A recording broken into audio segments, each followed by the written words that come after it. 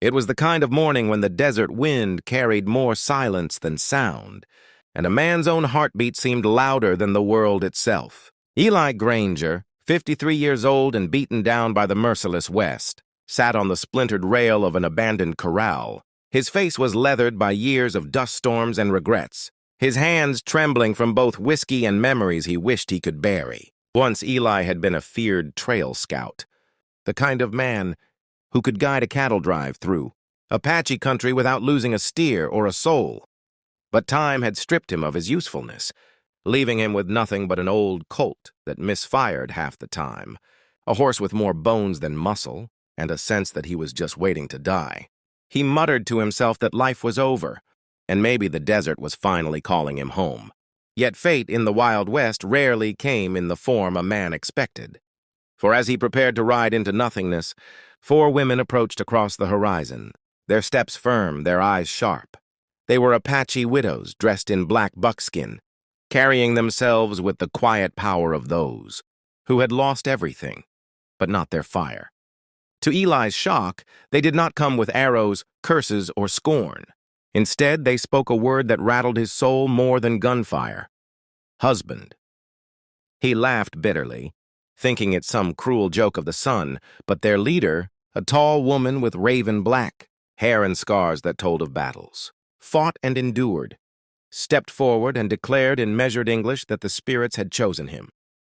Their people's prophecy spoke of a broken white man who would rise again, not for himself, but for the widows of the fallen, binding 2 worlds through the unlikeliest of bonds. At first, Eli wanted to spit, ride away, and drown in whiskey. But when those women looked at him, he felt something he hadn't felt in decades, needed. The West had no mercy for a man without purpose, and here he was being handed one. They told him their story. 4 husbands, all Apache warriors, cut down by bandits who raided their village under the guise of lawmen. Now, the women were left with children, cattle, and land, but no protection in a world that preyed on the weak. They had prayed for strength, and the spirits had answered not with another warrior, but with a weary cowboy whose own spirit was hanging by a thread. Eli resisted, but destiny has a way of cornering a man until he sees himself for what he still can be. One night by the fire, those women reminded him of something he thought long lost: courage. They called him not a relic, not a failure, but a man chosen to stand between chaos and family. Slowly, the whiskey left his hand and the colt found steadiness in his grip again. What followed would be told in whispers across the frontier. The bandits returned, expecting easy prey, but instead they found Eli Granger, a cowboy reborn, backed by 4 widows whose grief had turned into a force stronger than bullets. The battle was not just of gunpowder, but of spirit, Apache and cowboy side by side, rewriting what survival meant. And when the dust settled, Eli was no longer a man waiting to die.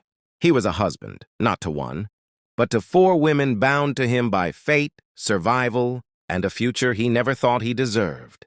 The desert had given him back his life, not in the way he once dreamed, but in the way he needed most.